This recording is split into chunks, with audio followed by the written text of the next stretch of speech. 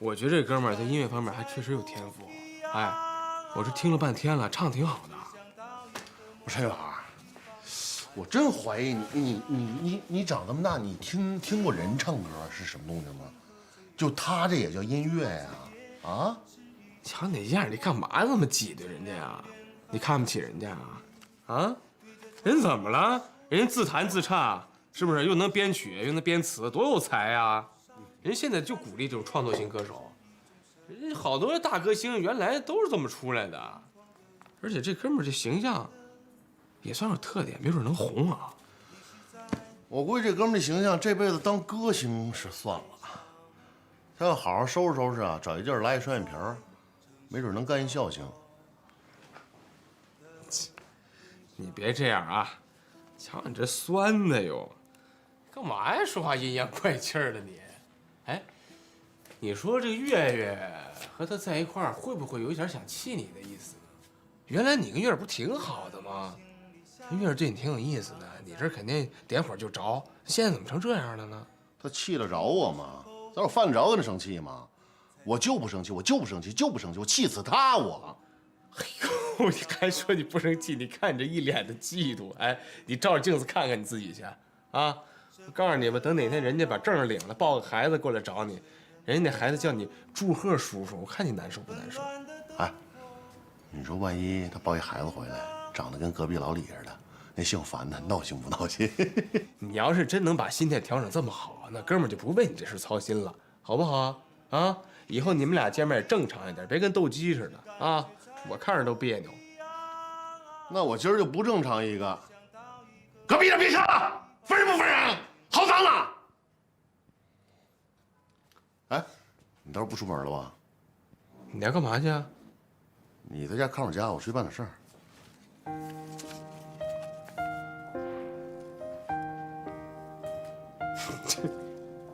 行。你好，我就问你服务，请问你有什么需要的吗？你好，这里是喂，哎，你那边信号可能不太好，麻烦你再说一遍。哦，行，我帮你查一下。您的空调已经送出去了，估计马上就能到了。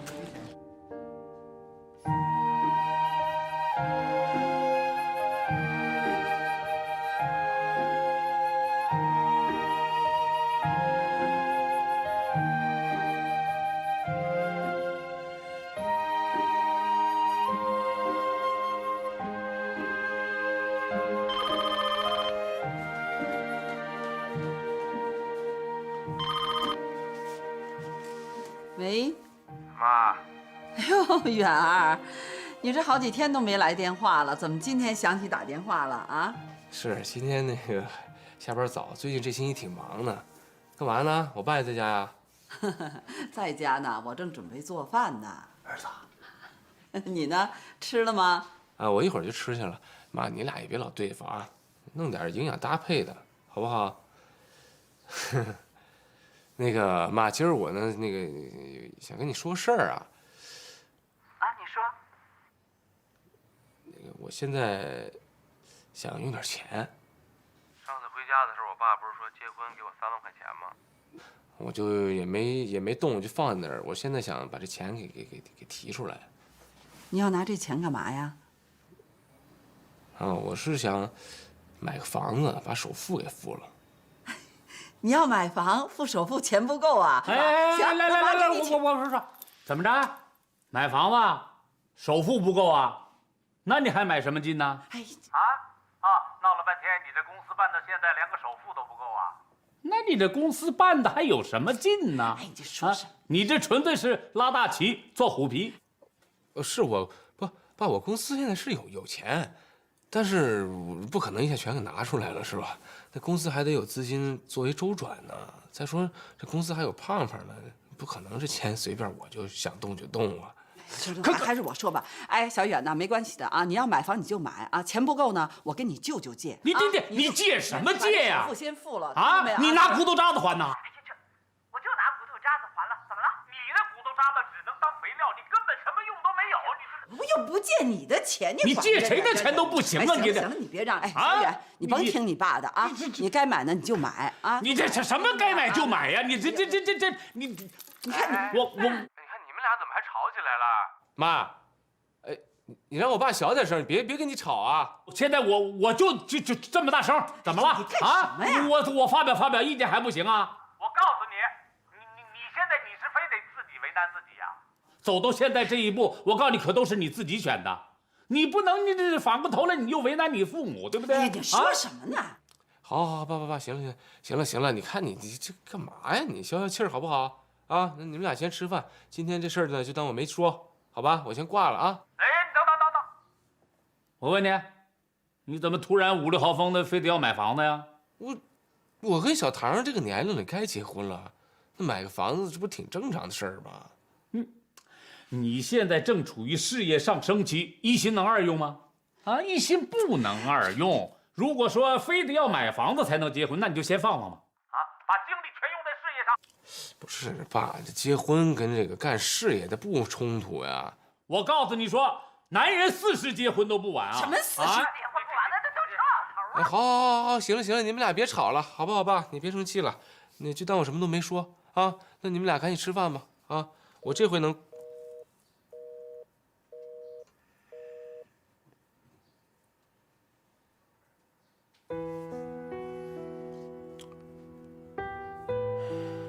这孩子提出买房子，这不是挺是一个好事儿的吗？你这怎么这嚷什么呀？又不跟你借钱，明明是没有那么多钱嘛，买什么房子？人家让你还了吗？这孩子现在正是年轻力壮，正往上走的时候。我是没钱的。哎呀，行了，不跟你说了，我也不跟你说。你真是，你说你这个小犊子，你是。啊。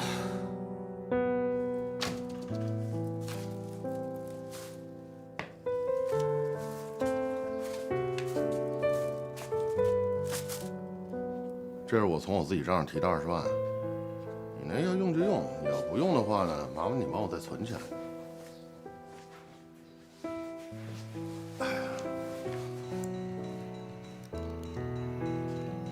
哎，你是不是玩我的游戏了？我存档怎么没了？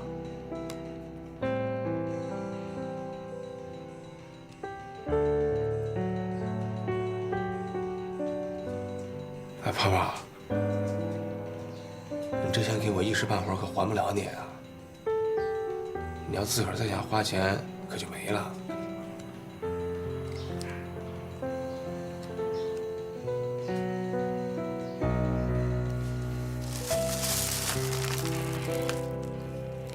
是不是得给你打个借条啊？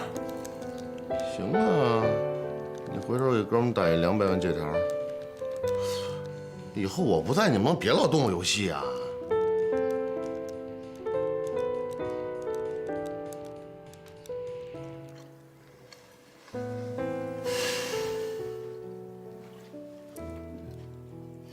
待会儿吃完饭，你把桌子收拾一下，我出去一趟。干嘛呀？我跟王婶约好了，我们俩要有点事儿商量。你不就是想上孩子他舅那儿借点钱吗？骗我！孩子买房子怎么了？啊，你这推三阻四的，你还是不是他亲爸呀？就因为我是他亲爸，所以我时时事事处处都替他想。他在北京是不是得有个住处？啊，这整天租房子，今天在这儿租，人家说行甭住了，您搬走。明天再说您甭住了，搬走。哎，就老这么搬来搬去的，这买了房子，这就是自己的了，那住着多踏实啊。实际上他就是把租房子的那个钱交了买房子的首付。你以为交完首付就完事儿了？啊？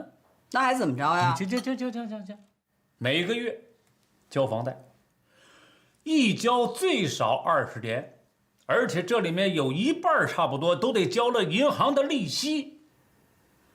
20年？咋样？哎呀，反正这日子他陈远过得了，我陈诚过不了。那你把这些道理，你都跟他讲一讲啊。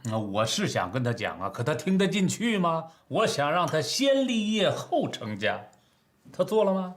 不是你看你吧，跟我这么心平气和的一说吧，我这不就明白了吗？你也把这些道理跟他心平气和的谈一谈，就别让他背那么沉重的包袱，你让他知道啊。好，他反正也老大不小了，以后有什么事儿就让他自己拿主意，是好是坏他自己扛着啊，锻炼锻炼他。对了，我还得说说你，以后别他说什么你就是什么，听风是雨，惯孩子。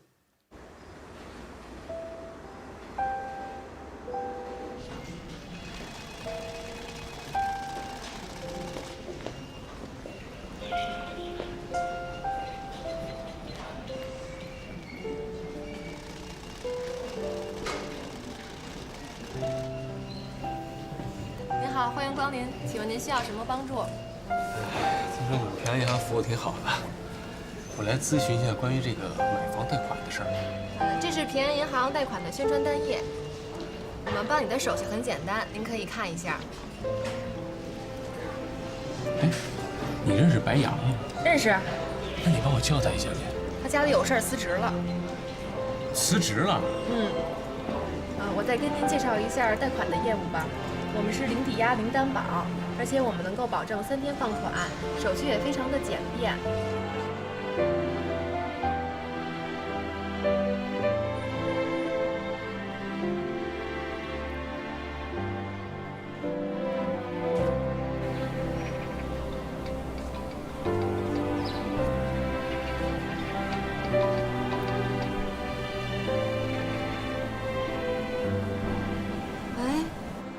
哎，小白。哎，陈远，你好。这么长时间没联系了，怎么突然想起给我打电话？我刚才刚从你们银行出来。哎，你们那儿的人说你现在不在那儿干了？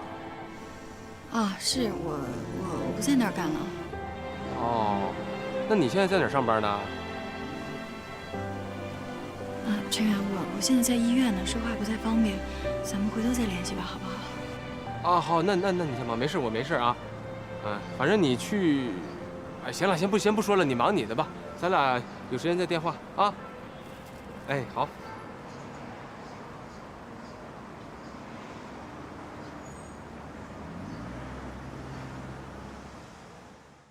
爱其实并不一样，两个人都有自己的倔强。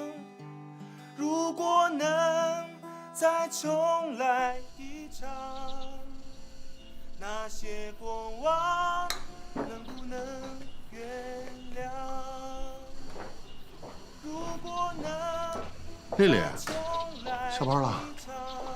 哎，那个聊两句。哎，你说有他们这样的吗？啊，你也搬楼上了有日子了吧？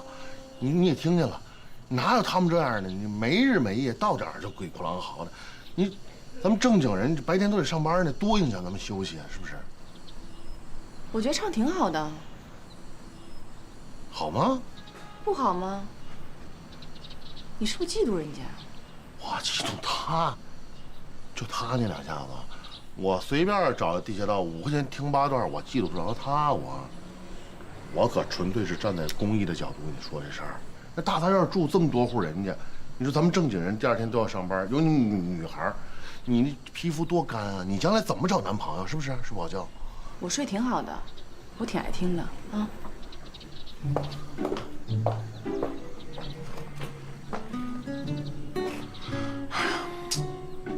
这院里正常人越来越少了。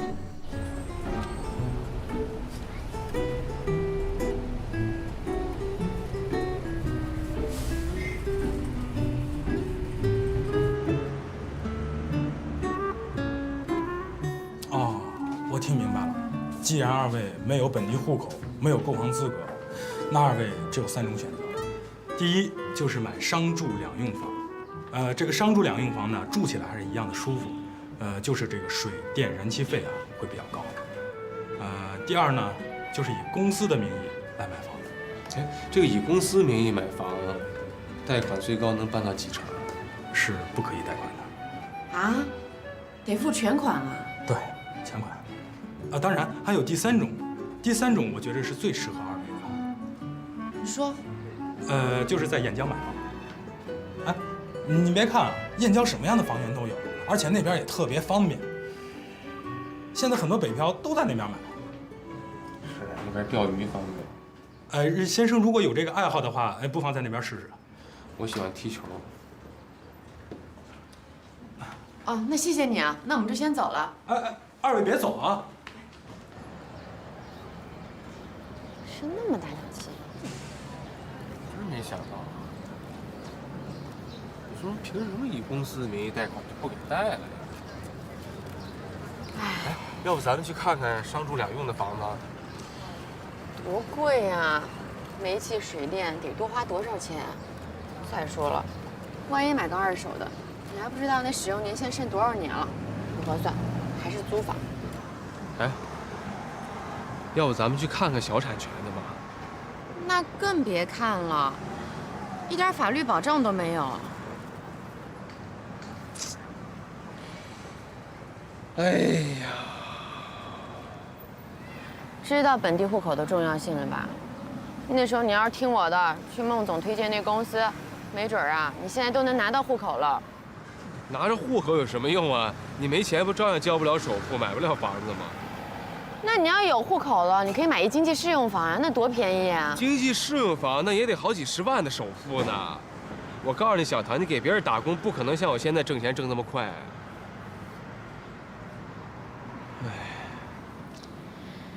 哎，那好吧，那我们就去米国买一个房子吧，花个几百万就能买一个大别墅，咱们以后每天打着飞的来上班，怎么样？可不是嘛，也不小了。我跟你说啊，有的时候我急得我晚上我都睡不着觉。谁说的呀？要求也不高啊，你起码你得有学历吧，你得长得得说得过去，是不是？那在北京生活，你总得有房有车吧？虽然那房子小点没关系，地段差点也没关系，车差点也没关系。你说这叫要求高吗？不高吧？哎呀，可不是嘛！你说现在一个孩子，你就操不完的心，从他生下来你就得操心，你哪一点你不操心，肯定得出事儿。你说是不是？谁？哦，真的啊！哎呦呵，拜托了，拜托了，我到时候请你吃饭不行吗？啊，挂了，等你信儿啊！拜托了，拜托了。干嘛呀你？没说完话，你怎么这么没礼貌啊？谁呀？说严部长的儿子还没对象呢，事业单位在北京，有房有车。严部长这人我很不喜欢，很霸道。他老婆没文化，嘴很破。他儿子不论继承谁的基因都好不到哪儿去。什么叫他儿子继承谁的基因都好不到哪儿去呀？他爸他妈，你跟人孩子有什么关系啊？再说现在人孩子还没见面呢，我就是说让他们接触接触。你干嘛你这么武断呢？严部长还有几年下来呀？他就是永远不退休，我也不愿意把孩子送到他们家。我什么时候我说女儿送他家去了？我不过就是说让他们孩子认识认识。我发现这人真够没劲的你。丽君啊，小唐的事儿，我们能不能以后少参与？啊，我们已经做到仁至义尽就好。以后他的事儿，让他自己决定。万一你找了一位，他觉得不如陈远，将来我们要落埋怨的。不可能。各项指标我全把着关呢。啊，我最看不上陈远的，你知道什么吗？3本毕业，从起跑线上他就输给人家了。你说现在哪有3本毕业，哪个人不比他强啊？哎，咱们能不能不看这学历啊？有很多成功人士学历并不高啊，像什么比尔盖茨、李嘉诚，并不高嘛，都成功了嘛。再往高了说，再往高了说，我告诉你，我不甘心，你知道吗？我不甘心我女儿跟这么一个没本事的男人。再说他说等1年，这1年他那儿要出问题怎么办呢？哦，咱们女儿就在他这一棵树上吊死，你总得找点备份的，你得起码让他到时候不被动吧。你也动用你的关系，帮女儿找找。我没这关系。你怎么没这关系？我一说严部长，你全都认识，你干嘛呀？你怎么见面就要求我办事儿啊？用我公司拍电戏，那哪行啊？我这公司天天营业呢，啊，周末也不行，我这没有双休日。再说你们剧组的人员素质也参差不齐的，我碰碎打坏什么东西怎么办啊？啊，我这是根本真帮不了这忙啊。行，回头了啊，回头哪天一块吃饭啊？行。哎呀，这看房没个好身体，真看不下来呀。这2天给哥们儿跑的，腿都细了。哎，康妈，什么时候你要想减肥，你就看房去啊！我保你1个星期瘦20斤。哎，行，你别跟我说你看房那事儿了啊！我很认真问你个事儿。你说这张月，他怎么就能看上姓樊那孙子呢？我这跟你说看房子的事儿呢，你这扯。人看着樊冲怎么了？人樊冲小伙子挺健康的，也不缺胳膊少腿的，还有音乐才华，人凭什么不能看上樊冲啊？会弹2下吉他就要有音乐才华呀？我还会乐器呢，我会吹口哨呢。我跟你说，胖胖，这女孩啊就吃这个，人这个樊冲挺会玩浪漫的，没事给人月月弹个吉他，给人唱唱歌，多有情调啊！再说你从来没跟月月说过我喜欢你，我跟他说我喜欢他，你别闹了你。那你起码你也跟人家表白一次吧？你说月月，你嫁给我吧？哎，你越扯越，他嫁给我，就算他张月月赶着大马车带着嫁妆来，我也不娶她。这不就完了吗？你俩没确定关系，那人家樊冲就不属于第三者插足啊！你干嘛老瞧不起人家啊？我跟你说，胖胖，你就老在我面前装的大明白，其实你自己心里就是你特糊涂。你现在后悔了是不是？没有啊，后悔什么悔？哎，我高1那会儿，我们班有英语课代表，他也喜欢小唐。嗯，情敌啊？啊，那会儿他比我有优势，他英语好啊，老师同学都喜欢他。我那是不行，但是他有一个问题，他就不跟小唐表白，这小唐不知道啊。我看着有这个苗头，我就跟小唐提了。你看，最后我和小唐处上，他傻了吧？英语再好也没用，你只能追外国女孩去了。你那么早就把那个苏小唐给摁住了？是啊。那现在是不是特后悔啊？行，你看你又跟我装大明白是不是？你跟我这装有什么用？行，你回去。你说现在人俩人都好上了，回。我看你这样我都替你着急。你甭替我着急，你说咱还能把人樊冲跟月儿拆散了啊？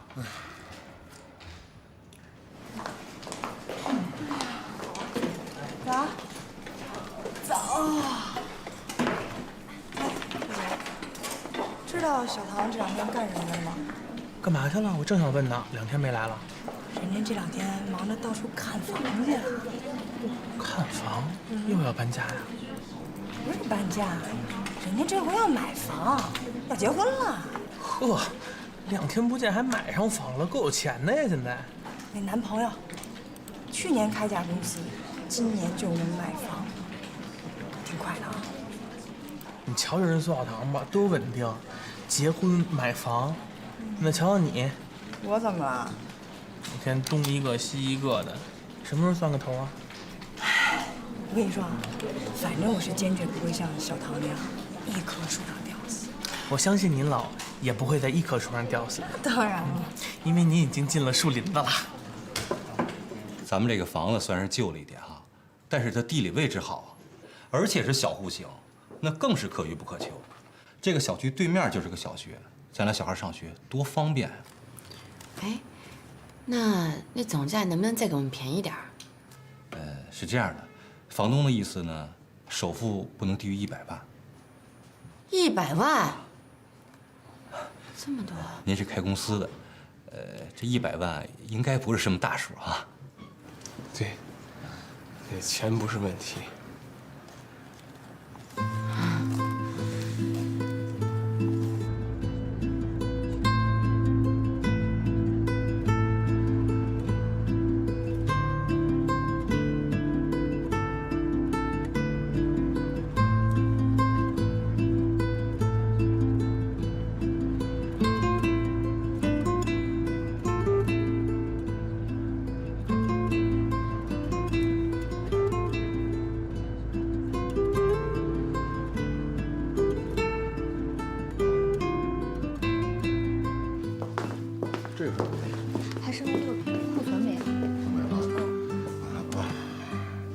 这时候也差不多了。嗯，差不多没了。这个还有这个，你这样再进2箱，别老给打啊！啊。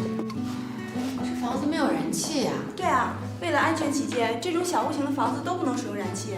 那倒没事，可以用电磁炉嘛。关键这房子有点小，咱以后生了孩子都住不下。住得下，真的，我那俩孩子在这儿长到5岁呢。你还俩孩子呢？啊，你瞧我这双胞胎，你看好玩着呢。咱先不看孩子的事，先说这房子的事。行，说房子，我跟你说，我这房子最多的时候住过5口人，我妈还过来帮我带孩子。您这屋5口人怎么睡呀？上下铺呀？你看，我老公在这儿打一地铺，是吧？屋里头我来一双人床。我在这儿，我再支一个能推拉的沙发，或者来一行军床，这不就睡下了吗？你再说，你看我们家这地板没有？这地板都是纯实木的，这都是我跟我老公利用假期一点一点这么装修起来的，容易吗？我当初我决定要卖这房子的时候，我都哭了。您哭什么呀？我舍不得呀，我。再说了，这小房子有小房子的好处，你琢磨琢磨，我当时我住这儿的时候，我心里多踏实啊。半夜一睁眼一数，1、2、3、4、5都在我身边，一个都不少。现在我换了个大房子，房子倒是大了，我不习惯呢。刚搬进头2天的时候，我半夜里一醒来，我找啊，哎，我那俩孩子哪儿去了？那您是还想再搬回来？你这话说的，我搬回来你买什么呀？就是。那我们要真想买的话，你能再便宜点吗？你们扫听扫听去，你要能再找着一个比我这房子更便宜的，我倒贴10万给你们。那倒不用，您能便宜10万块钱就行。我实在便宜不了10万，哪怕你便宜5万也行。你看我们俩年轻人拿月工资的，每天省吃俭用，就为了攒钱买个房子，你就再便宜点。哎呦，你们是不容易，我听说了，到处看房去是吧？是远了不行，近了不行，顶层不行，底层不行。价格贵的不行，限购的不行。我跟你们说，买房子就一条不行，没钱是万不行。没钱还到处看房去，还这么挑剔。行，甭看了，你们走吧，走。哎，大姐，你这是怎么说话呢？没钱我来看什么房呀？我们当然是都是有钱才来看的，那不得挑吗？那挑呗，慢慢挑呗，是吧？挑房之前先琢磨好了自己兜里到底有多少钱，然后再琢磨好了自己到底准备住在哪个地段。你说净整这个眼眶子高钱包瘪的事儿，一趟一趟往我们家里跑，我们受得了吗？这耽误我时间吗？赶紧走吧，赶紧走！态度哪是卖房的态度呀？咱不好好谈的嘛？那价钱哪能您要多少钱就给多少钱呀？不生什么气呀？我都快气死了。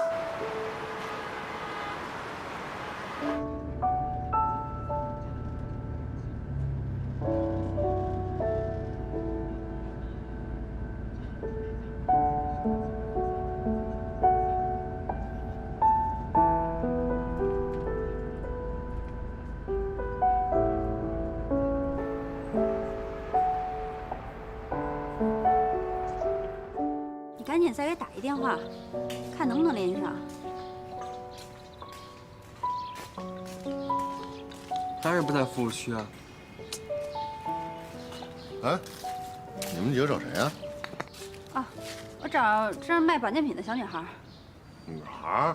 我们这儿女孩多了去了。你找谁啊？哪个？姓安。安丽呀？啊，对。你们找她嘛呀？我们呀，在那儿订了一批保健品，说好今儿一早给我们送货的，这到现在这人联系不上了。啊，你们是来买安利那药的是吧？是啊，定金都交了。哎，胆儿可真够大的。哎，大哥，您这话什么意思？啊，既然你这么问啊，我看你们也不像坏人。这么跟你说吧，就现在啊。这市面流传这些个保健品啊，可不能瞎吃。你们要真是有一头疼脑热呀，赶紧奔那大医院，找那正规的大夫，你开一方子，抓几副药吃。你说，现在这个，你万一真买上那假药了，你再把自己吃个好歹来，谁负责呀？你的意思是这安利的药有问题？我可什么都没说，这是你说的啊。我真是好心啊。哼。胆儿够大的！哎，你给我介绍这姓安的，到底卖的真药假药啊？赶紧再给打一个。来，您先来看一下。哟，房子这么大呀！啊，这个房子是3室1厅的，这是客厅，采光都非常好。这原来是开公司的是吧？怎么那么多电脑啊？啊，是，原来是公司，不过现在已经走了。没事，你们先看房子。如果房子能看上、能定的话，这些东西啊，房东都能送给你们。我们这那么多电脑也没用啊。你们先看看房子，如果能看上房子，这些都不是事儿。这个是一间卧室，啊，那个是厨房。咱们这房子啊，最大的优点就是通风特别好。 3室1厅啊！对对对，那这房子多少面积啊？咱们这个房子的建筑面积，房本上写的是153平。哦，这么大啊？好像有点大。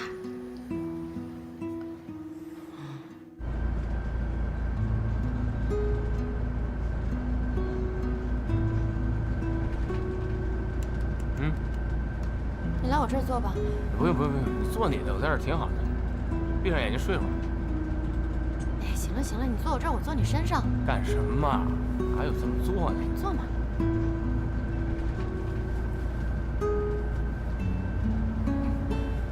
哎呀，没事儿。车上哪有这么做的？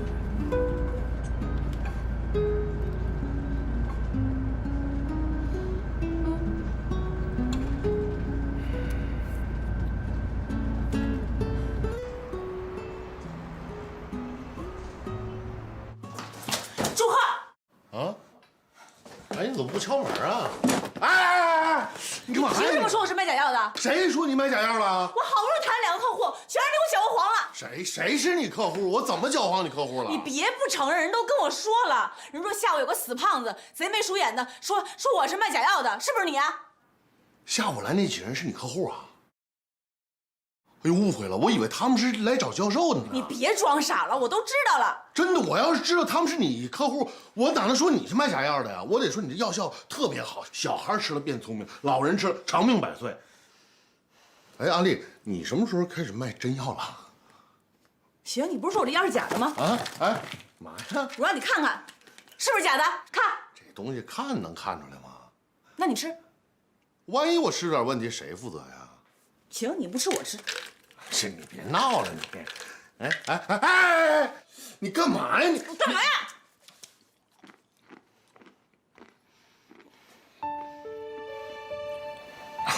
你别生气了啊！人气怎么那么大呀？来，你头一回来屋，你坐会儿呗，不？坐。不坐。坐会儿，小点啊！我嘴欠，来，我嘴欠。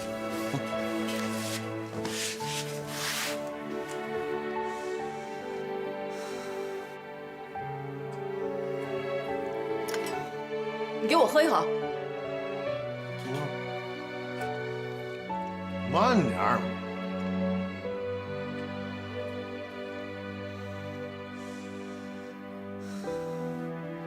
你条件这么好，形象也不差，又这么年轻，你怎么就混到我们这大杂院里来了？我是想说呀，你说你一年轻姑娘，你怎么卖上药了？卖药多辛苦啊！其实当年我来北京是考专业院校的，但是连续考了2年都没考上。那你没考上，怎么没回老家去啊？我当时挺有自信的，我觉得我肯定能考上。我没想到我连续考了2年都没考上，我觉得挺丢脸的。后来我有个朋友是卖保健品的，跟我说这个还挺赚钱的。再说，我也不想离开这儿。我要不是混出个人样来，我没脸回去。唉，同是天涯沦落人。你学唱歌学了几年啊？学了4年。就是你觉得你唱歌跟人姓樊那孙子比起来，你们俩谁唱的好？音乐没有可比性，我们发音啊、唱法都不一样。我看好你，我就觉得你将来绝对比那孙子有出息。不是祝贺你，你不能再这么胡说八道了，你知不知道？知道。你说你这么造谣，我以后怎么工作呀？我怎么生活呀？哎，你先别说我，你听我说你，你得学会保护自己。说现在社会多复杂，什么人没有啊？你就说今天晚上，你一个人跑我屋来了，我就不是个坏人，我万一是个坏人，你说你再吃了亏，将来你怎么做人？咱不说这个，就说你在我屋这么大吵大嚷的，那全院街坊四邻听见了，以后怎么形容你啊？这大半夜的，啊，好说不好听，对不对？以后这方面你真得注意点儿。行了，不早了，早点回去吧，走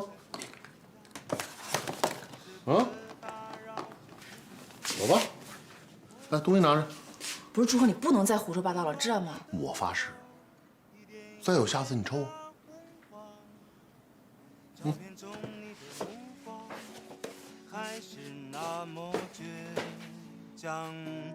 也许我离开，很多事才不一样。我只想到一个陌生的地方，安静的想象。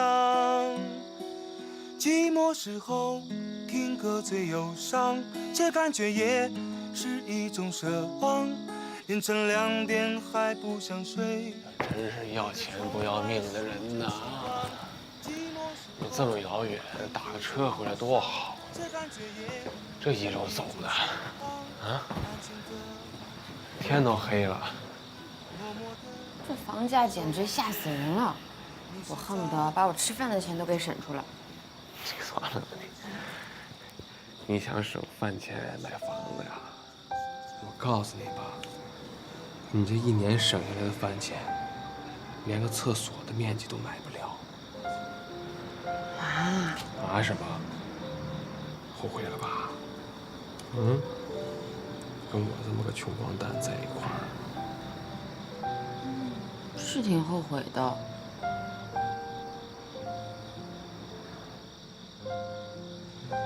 后悔也晚了，来不及了，赶紧回屋睡觉去吧。哎呦，脚疼。哪只脚？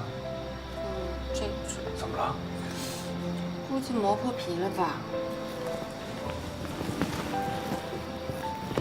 哎呀！哎呦，可不是嘛！啊？哎，真破了？啊，你等一下啊，我去给你拿冲锋衣。哎，不用，你背我回去就不疼了。有这么神奇吗？你试试啊。哎呦！哎呀！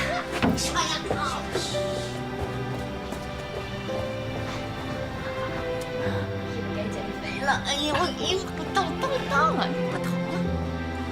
哎，好了，那我先进去了啊，你也早点休息啊。哎，小唐。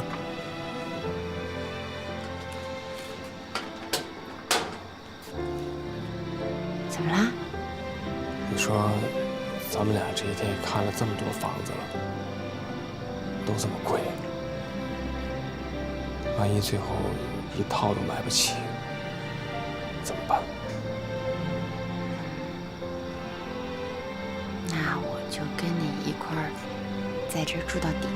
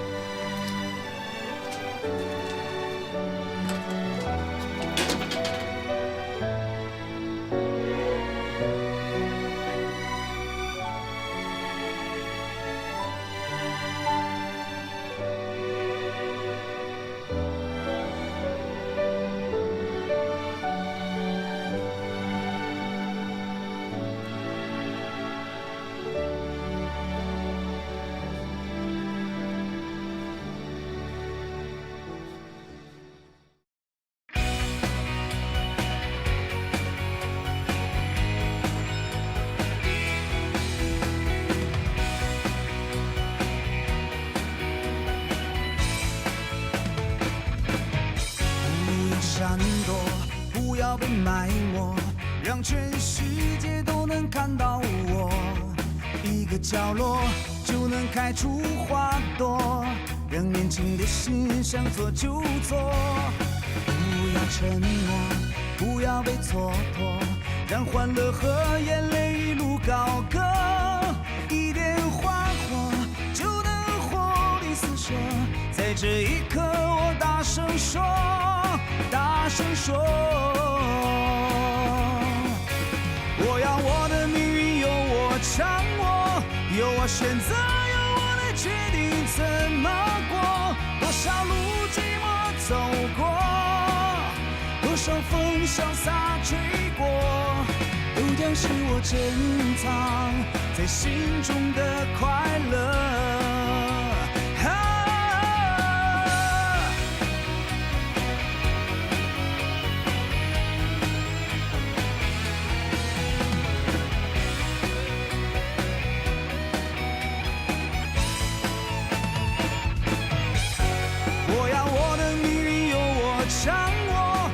我选择，由我来决定怎么过。多少路寂寞走过，多少风潇洒吹过，都将是我珍藏在心中的快乐。我要我的梦想任我执着，任我挥霍，任我来决定怎么做。我和你分享承诺，让生命更加